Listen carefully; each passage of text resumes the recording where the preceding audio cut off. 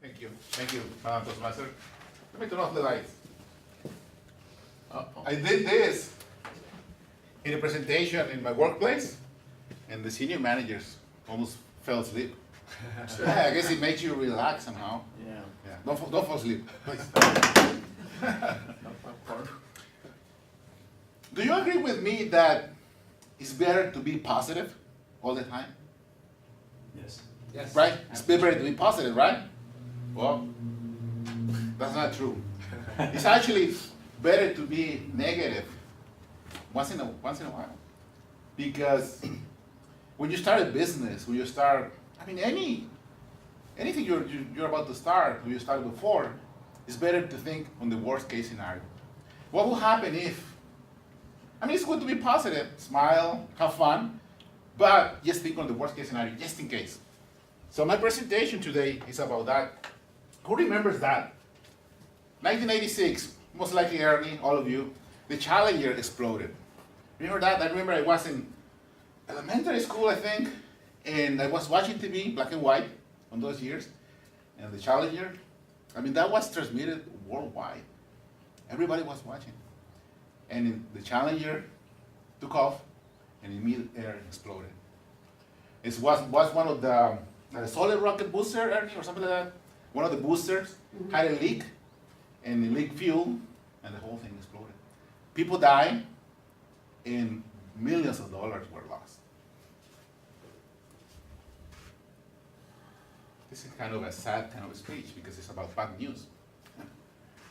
Who remembers that? 2010, Deepwater Horizon in the Gulf of Mexico. Remember that?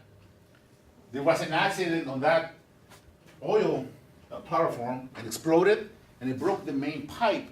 And something about 200 million gallons of fuel spread on the Gulf of Mexico.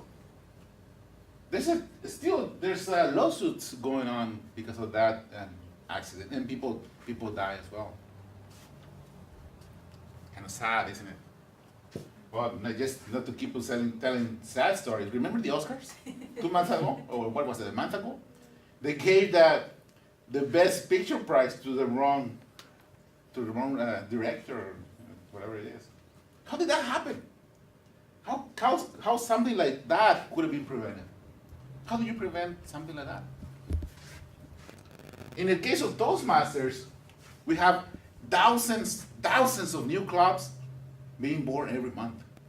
But also thousands of clubs die every month. People just kind of disappear. Then the officers, they don't see a point of going back to the meeting. And one by one, they start to disappear. I've been in clubs where they have 3 members, 4 members. It's depressing. And then you go back, and there's only 2 members. And eventually you go, there's no meeting. And the clubs just die.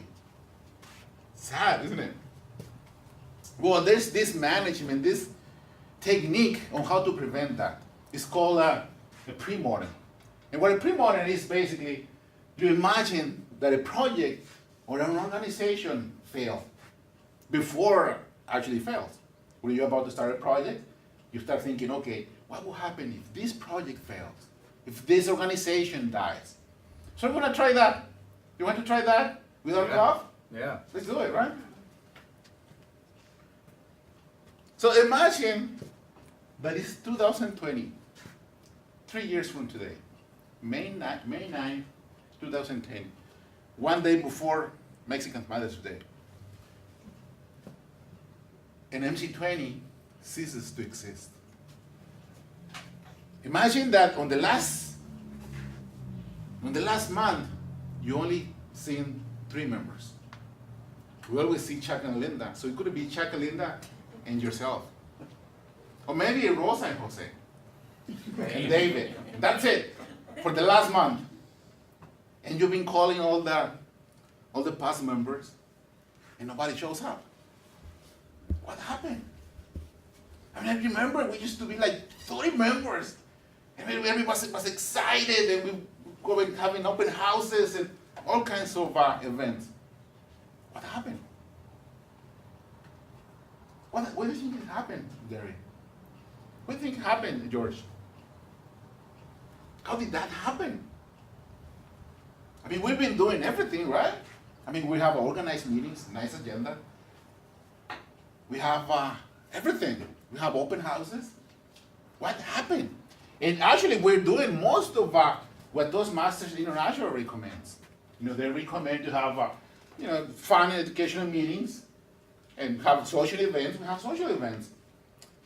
I think Ernesto, Derry, and a few members go camping, what is it, hiking once in a while? And then we have the Taco Tuesdays, delicious tacos, by the way. I mean, we have all kinds of events. We're doing that. We go to the district's event. I mean, we went to the district contest a few weeks ago. We are doing most of what Toastmasters International recommends. We have, do we have at least 2 speakers per meeting? Maybe not, right? Maybe not. Are all members working on the competent communicator, competent leadership, or advanced manuals? Maybe not, right? So something is missing. So we're doing a lot of stuff, but some of them we're not doing. Do we have the progress charts displayed? No, and actually that's my responsibility as a BPE, and I'm not doing it. Do we meet? Do we have the meetings begin and end on time? We begin on time, but usually we go over. And for some members, actually that's not right. Do we have inter-club events? We used to have a Cerritos over here once in a while. Now we don't have anymore. Then that's the president and the VP responsibility. Bring some of the clubs to this club. Do we have more than 20 members?